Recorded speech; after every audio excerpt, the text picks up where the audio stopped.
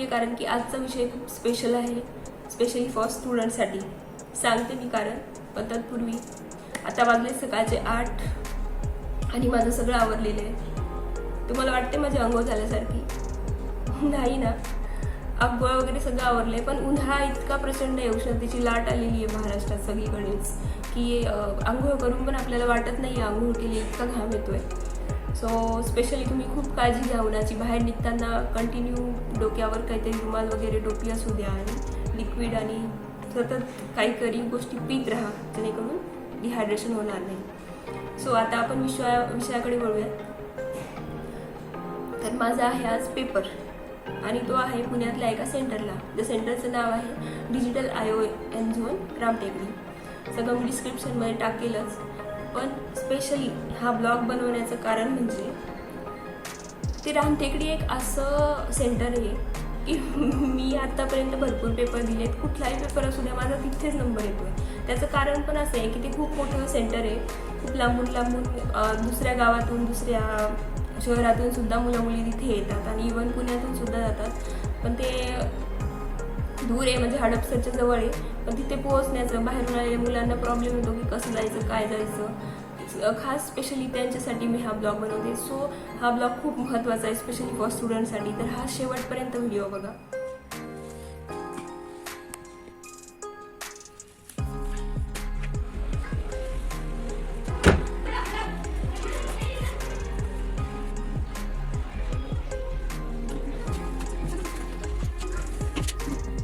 काहीच मी निघाली आता, वाजले 12:30. तर मी निगडीहून बस पकडणार आहे. तर कसं जायचं काय मी सगळं सांगते. पण असंच बोलता बोलता मला जुन्या गोष्टी आठवल्या.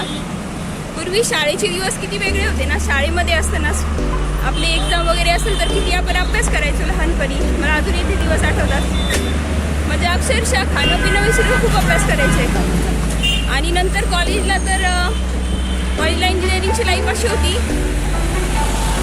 की जास्त एक्झामच्या आदल्या दिवशी पेपरच्या आदल्या दिवशी पूर्ण नाईट मांडून पेपर काढायचा असं असायचं क्रायटेरिया.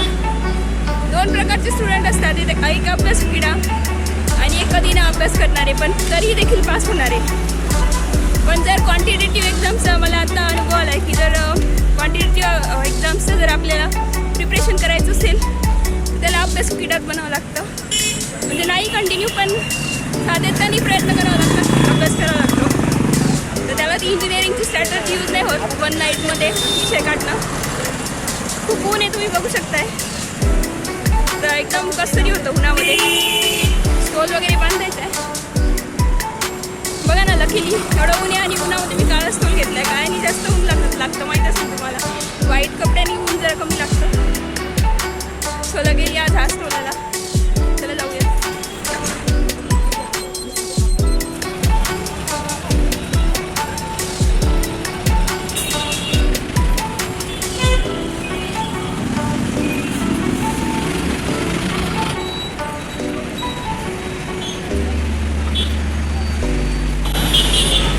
तर हे आहे निगडीचं बस स्टँड. इथून आपल्याला बस मिळेल हडपसर रामटेकडीला. 139 नंबरची बस जाते. हडपसर नावाची बसमध्ये नाही बसायचं, 139 नंबरच्या बसमध्ये बसायचं शेवाळेवाडीमध्ये. तर ती रामटेकडीला उतरवते आपल्याला. तिथेच आहे ION digital zone exam centre. आता मी मॅपमध्ये बघते कधी आहे बस.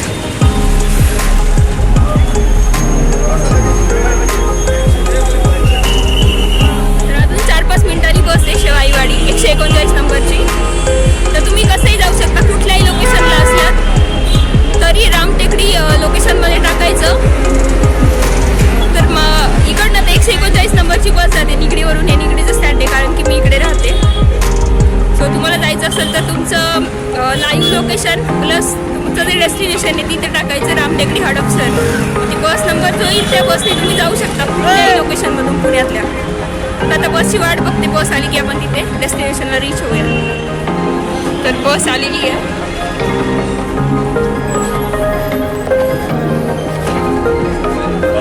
रामटेकडी मार्ग आहे ना, रामटेकडी.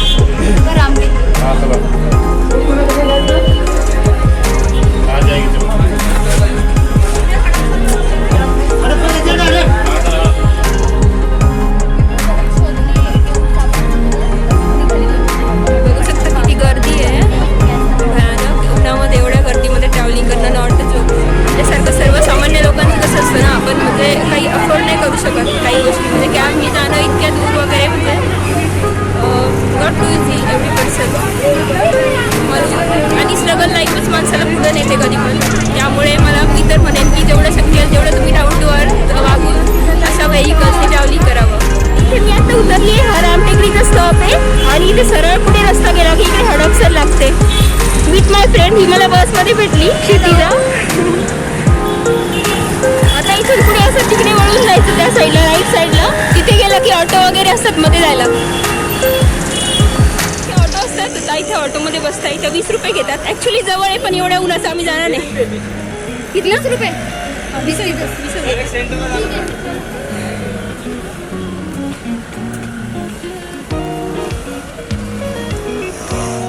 प्रकारे आम्ही ऑटोत बसणार. तिची पण एक्झाम आहे, माझी पण एक्झाम आहे. ते वॉकिंग जायला जवळ आहे 10-15 मिनटं. पण कसं एवढ्या उन्हाचं जावं नाही वाटत. म्हणजे आधीच एनर्जी खूप हे झालेली असते आणि एक्झाम पण द्यायची असते आपल्याला. तर मी तुम्हाला जसं सांगितलं तसं ही क्षितिजा, हिची पण एक्झाम आहे. हॅलो.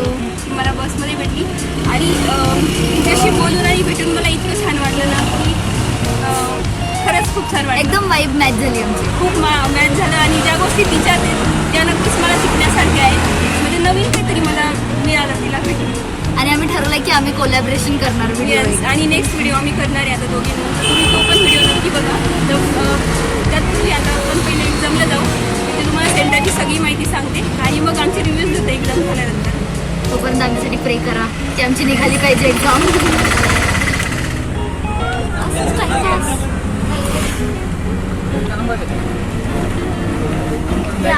मी सांगेल तो बाहेर गेला तर आता जवळ आले, पुढेच आहे. तुम्ही बघू शकता किती मध्ये आहे. रस्त्याचा पण खूप मध्ये आहे. जेणेकरून मुला मुलींना यायला खूप अडचणी येतात इथे. लवकर सापडत नाही पत्ता स्टार्टिंगला येणाऱ्यांना. हे तुम्ही गाड्या बघू शकता कुठून पार्क केल्या, किती दूरपासून. HP पेट्रोल पंप आहे लँडमार्क. बरोबर, हा लँडमार्क HP पेट्रोल पंप त्याच्या बाजूलाच आहे. आणि आता तिचा नेक्स्ट तिथे आहे आयोन डिजिटल झोन.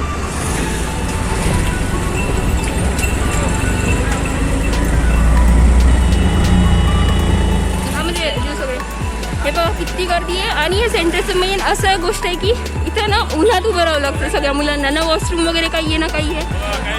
हे डिजिटल झोन आहे. TCS ION इथे एक्झाम आहे. ॲक्च्युली मी इथे बसली आहे, बघू शकता इथे एवढे स्टुडंट्स आहे. सगळे प्रिपरेशन करतात. अजून 1 तास बाकी आहे एक्झामला. पण विथ माय न्यू फ्रेंड इथे ही एक मुलगी आहे जी एक्झामसाठी राजस्थानहून आली, विजयवाडामधून. तर तिच्याशी बोलूया. तो आप कितनी दूर से आए हो इस एग्ज़ाम के लिए, तो क्या कहना चाहिए? मतलब कौन कौन सी मतलब कैसे आए? बहुत दिक्कत हुई होगी ट्रैवलिंग करने में आपको. सिर्फ एक एग्ज़ाम के लिए आप इतने दूर आइए, तो क्या बता सकते हैं?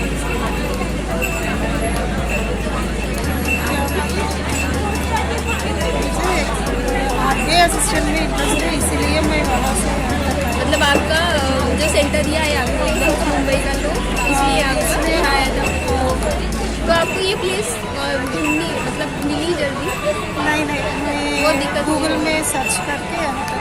जहांगीर में आने के लिए बहुत मतलब ये होता हाँ, होगा ना. बहुत ट्रैफिक है अभी. और आप कहाँ पे ठहरे? रेलवे स्टेशन में रिटायरिंग रूम. अच्छा, वहाँ पे मम्मी भी साथ में आई है ना.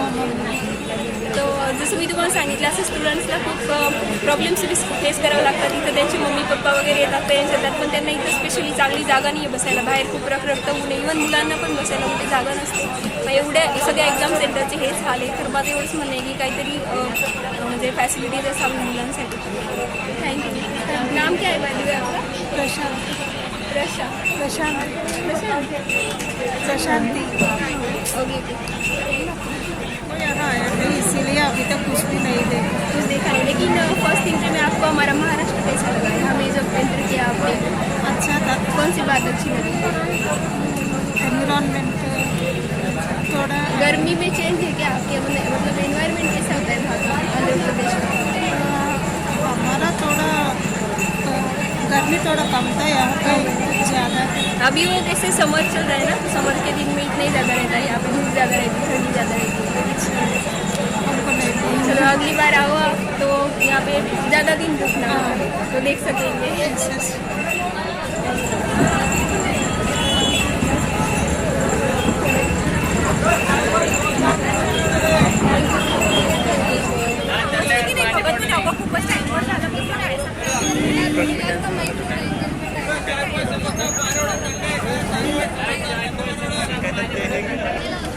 हो का?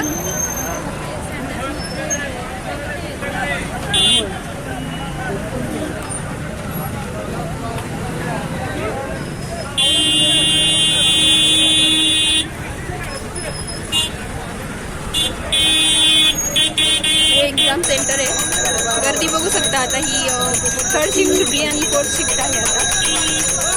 सगळे बाहेर येणारे मुलं आणि ही गर्दी लांबची लांब लाईन लागली आहे बघा मध्ये जाण्यासाठी या शिफ्टच्या. माझी पण ही शिफ्ट आहे आणि आता 3:30 मध्ये गेल्यानंतर 5:30-6लाच बाहेर येऊ आम्ही आता. बघा ना ठिकठिकाणी किती कॉम्पिटिशन झालं आहे, केवढी लॉट्स ऑफ गर्दी आहे. पेपर सुटलं झालं बघू शकता तुम्ही माझे. भयंकर ऊन आणि पेपर तसा सुद्धा होता, सोपा होता बट टाईम नाही पुरत. टाईम कन्झ्युमिंग असतो. सॉरी बस बघता लक्षच नाही आलं. तर मला आता इथून जायला निगडी गाडी पाहिजे. बस स्टॉपला आली आहे परत एकदा, तिथे रामटेकडीच्या त्याच्या पुढे. इथून बस लागतील आता गावात जायला. इथून मला निगडी बस पाहिजे. मला निगडीलाच जायचं आहे परत. खूप रश.